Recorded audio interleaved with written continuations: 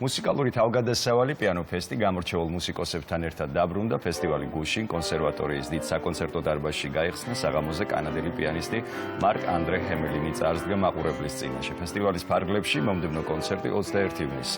ეროვნულ ბიბლიოთეკაშია ჩანიშნული მუსიკალური კვირეული 28 ივნისს ღია ცის ქვეშ ორბელიანის მოედანზე დათუნა ალადაშვილისა და ვალერია შევკაშვილის საღამოთი დასრულდება.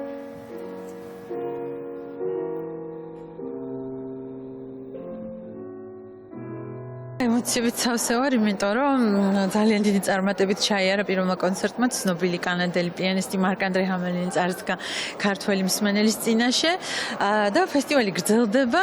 გელით სოლისტები მსოფლიოს ისეთ დარბაზებს ამშვენებენ, რომ ნამდვილად არ შეიძლება ამ კონცერტების გამოტოვება. ემოციას ვერ მალავ, შესრულდა ჰაიდნის, ბეთჰოვენის ეს კლასიკური სონატები და ეს არის საერთოდ ხელოვნების მიზანიც, მე ვფიქრობ, მუსიკის მიზანიც, რომ სულ სხვადასხვა ემოცია აღძრას და ყოველთვის სხვადასხვა კუთხით დაგვანახოს ის ძველი, რაც თითქოს ნათქვამი იყო. ეს არის პიანისტებისთვის, როგორ გითხრათ, როგორც ჰაერი ჟანგბადი. შესანიშნავი საღამო იყო. შთამბეჭდავია დაუკრა ქართული აუდიტორიისთვის. საოცარი გრძნობა და სტიმულია, როცა დაკვრისა სააუდიტორიის სიყვარულს გრძნობ. პირველად წინა წელს ვიყავი საქართველოში და შემიყვარდა აქაურობა. სიხარული დაგვეუფლა, როცა გავიგეთ, რომ აქ უნდა დაგვეკრა.